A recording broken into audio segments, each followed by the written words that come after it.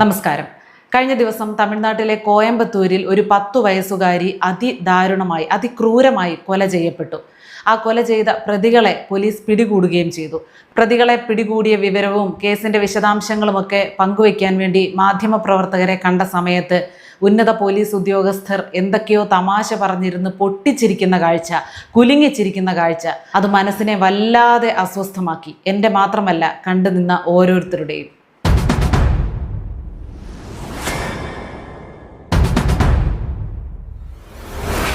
ഇതിനിടയിൽ ആ പോലീസ് ഉദ്യോഗസ്ഥരെ ന്യായീകരിച്ചുകൊണ്ട് കുറച്ച് ആളുകൾ കമന്റ് ചെയ്യുന്നത് കണ്ടു. അവർ മറ്റെന്തെങ്കിലും പറഞ്ഞ് ചിരിച്ചതാവാം എന്ന്.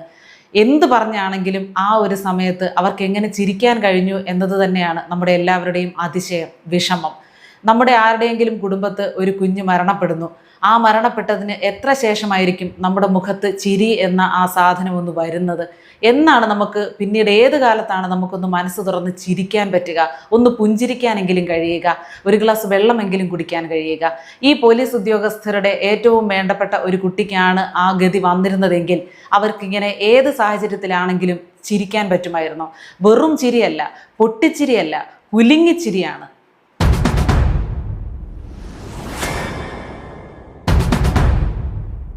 ഒരു വനിത ഉൾപ്പെടെയുള്ള ഉന്നത പോലീസ് ഉദ്യോഗസ്ഥർ. ഇത് നമ്മളോട് വെളിപ്പെടുത്തുന്ന ഒരു സന്ദേശമുണ്ട്. നമ്മുടെയൊക്കെ പ്രശ്നങ്ങൾ, സാധാരണക്കാരുടെ പ്രശ്നങ്ങൾ, ഇരകളുടെ പ്രശ്നങ്ങൾ അവരുടേത് മാത്രമാണ്. ഈ ഉന്നത പോലീസ് ഉദ്യോഗസ്ഥരെല്ലാം അവരുടെയൊക്കെ ജോലി വെറും യാന്ത്രികമായി ചെയ്യുന്നതിനപ്പുറം യാതൊരു മനസാക്ഷിയും യാതൊരു ആത്മാർത്ഥതയും കാണിക്കുന്നില്ല എന്ന് തന്നെയാണ് അതിൻ്റെ സാരം. എല്ലാവരും ഇങ്ങനെയാണ് എന്ന് പറയുകയല്ല, പക്ഷേ കുറേ ആളുകളെങ്കിലും ഇങ്ങനെയാണ്. അവർക്ക് ഒരു അസ്വാഭാവികത പോലും അതിൽ തോന്നുന്നില്ല. അങ്ങനെയുള്ള പെരുമാറ്റത്തിൽ എത്ര ക്രൂരമായിട്ടാണ് ആ ചിരി നമുക്ക് അനുഭവപ്പെട്ടത്. പക്ഷേ എന്തുകൊണ്ട് ഈ സർവീസിലിരിക്കുന്ന ഉന്നത പോലീസ് ഉദ്യോഗസ്ഥരായ ഇവർക്കത് അനുഭവപ്പെട്ടില്ല?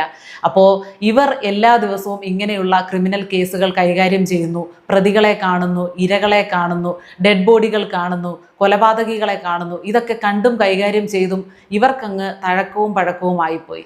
ഇവർക്ക് ഇതിലൊന്നും പുതുമയില്ലാതായി. കൊലപാതക കേസുകൾ വരുമ്പോൾ അതിൽ ഇരകളാകുന്ന ആളുകൾ ഇതിൽ തഴക്കവും പഴക്കവും ചെന്ന് കിടക്കുന്നവരല്ല.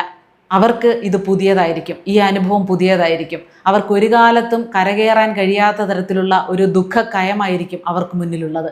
അതൊന്നും മനസ്സിലാക്കാനുള്ള ഒരു ശേഷി പോലും നമ്മുടെ ഉദ്യോഗസ്ഥർക്കില്ല എന്ന് പറയുമ്പോൾ വളരെ ദാരുണമായിട്ടുള്ള ഒരു അവസ്ഥയാണത്.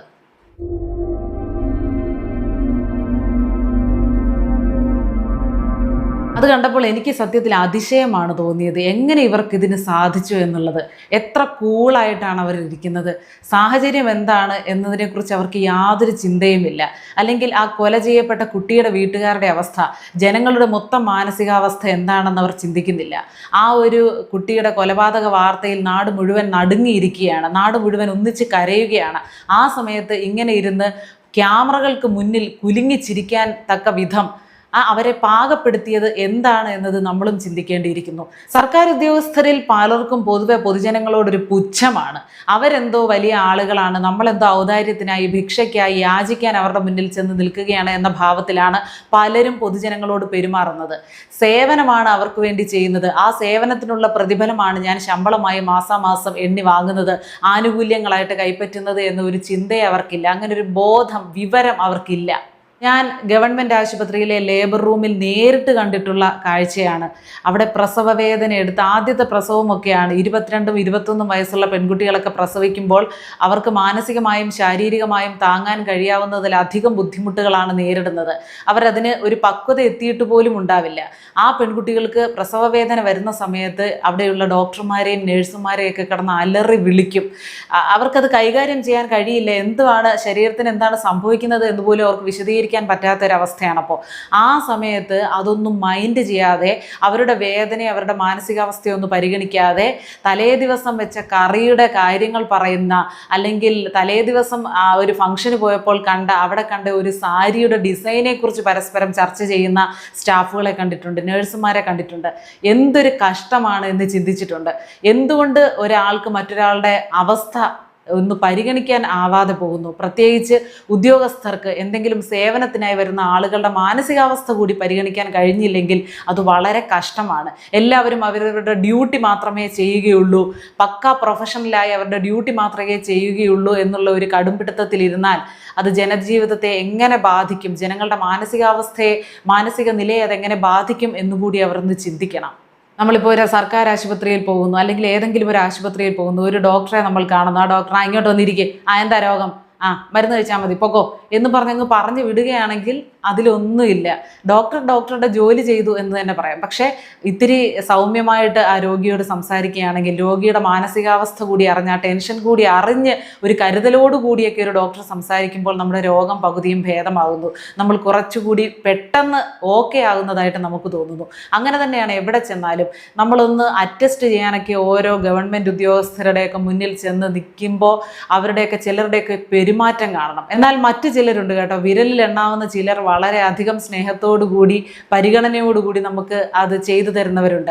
അറ്റസ്റ്റേഷനൊക്കെ ഞങ്ങൾക്ക് മാത്രമേ ചെയ്യാൻ കഴിയുള്ളൂ, ഞങ്ങൾ എന്തോ കൂടിയ ആളുകളാണ്, നിങ്ങളൊക്കെ ഓച്ചാനിച്ച് നിൽക്കേണ്ടവരാണ്, എൻ്റെ സമയം എപ്പോൾ ഒരു ഒപ്പിടാൻ റെഡിയാകും അപ്പോഴേ ഞാൻ ഒപ്പിടൂ, എൻ്റെ സൗകര്യത്തിനനുസരിച്ച് നിങ്ങൾ കാത്തു നിൽക്കുക എന്നൊക്കെയുള്ള ഒരു മനോഭാവത്തോടു കൂടി ജോലി ചെയ്യുന്ന ഒരുപാട് ഉദ്യോഗസ്ഥരുണ്ട്. അങ്ങനെയൊന്നും പാടില്ല.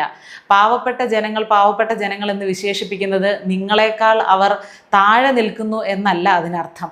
ചിലപ്പോൾ നിങ്ങളെക്കാൾ ഒരുപാട് വിദ്യാഭ്യാസം കാണും, നല്ല ജീവിത നിലവാരമുള്ള ആളുകളായിരിക്കും. പക്ഷേ അവരുടെ ആ നിലവിലെ അവസ്ഥ കൊണ്ട് നിങ്ങളുടെ ഒരു സേവനത്തിനായി നിങ്ങൾക്ക് മുന്നിൽ വന്ന് അവർക്ക് കൈനീട്ടി നിൽക്കേണ്ടി വരുന്നു.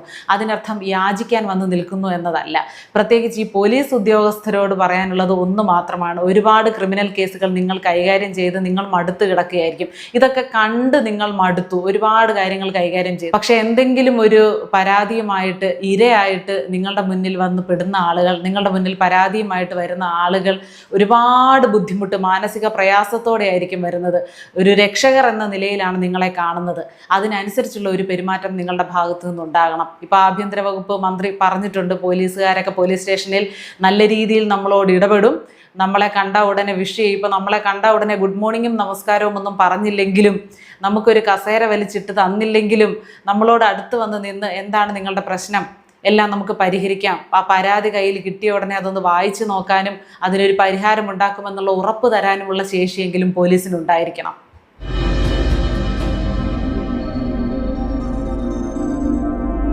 ഏതായാലും ഒരു പെൺകുട്ടിയുടെ കൊലപാതക വിവരം, 10 വയസ്സുള്ള ഒരു കുഞ്ഞിൻ്റെ കൊലപാതക വിവരങ്ങൾ വിശദീകരിക്കാൻ വിളിച്ച വാർത്താ സമ്മേളനത്തിൽ പോലും കുലുങ്ങിച്ചിരിച്ച ആ പോലീസുകാരുടെ അനാസ്ഥയോട്, അവരുടെ ആ ക്രൂരമായ മനസ്സിനോടുള്ള അങ്ങേയറ്റത്തെ പ്രതിഷേധം എൻ്റെ ഈ ചെറിയ ചാനലിലൂടെ രേഖപ്പെടുത്താൻ ഞാൻ ആഗ്രഹിക്കുന്നു. നിങ്ങൾക്ക് എന്താണ് ഈ വിഷയത്തിൽ പ്രതികരിക്കാനുള്ളതെന്ന് നമ്മുടെ കമൻറ്റ് ബോക്സിൽ എഴുതും.